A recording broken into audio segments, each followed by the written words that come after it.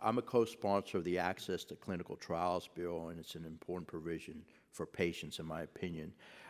What proportion of rare diseases still lack appropriate treatments and thus could benefit from the additional clinical trials?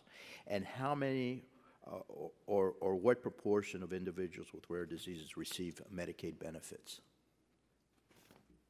So I'm not sure if I know the exact percentage of all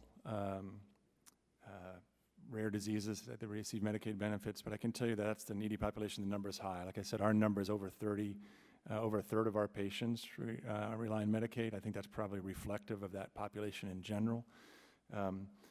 And the other thing is that's a particularly needy group in terms of new therapies. I think you asked about what proportion still need additional clinical trials. Exactly. I would say there's almost no rare diseases right now that we say don't need any more clinical trials, right? So even those that do have therapies, we know we can continue to make progress if we have access to these patients for trials, and that the vast majority of them are in early stages needing trials to have any type of therapy. Thanks so much. One last question, Mr. Chairman. I guess I have time.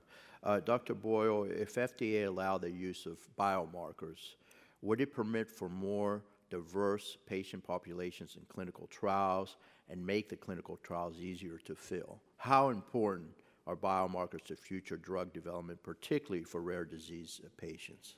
Well, that's a very good question and a particular area of interest of mine. So biomarkers, as you know, would allow us to potentially look at other outcome measures for clinical trials that maybe aren't the typical things such as lung function, which require large populations. So I think it depends on the disease how good those biomarkers are, but certainly we know that in the future we want to be able to try to look at the whole picture, not just one measurement in patients, but also to use the other weapons we have, the other tools that we have to assess a drug. So being able to look at tests in a lab, being able to look at other markers of how patients are going to do would allow us to have a little smaller, cheaper trials to get some of the same answers. So I think this is, the FDA is already doing a lot in discussing with this, but I think that we're looking forward to working with them, working with you on new strategies to incorporate that in the whole approval process, because it would expedite it in getting new therapies to patients.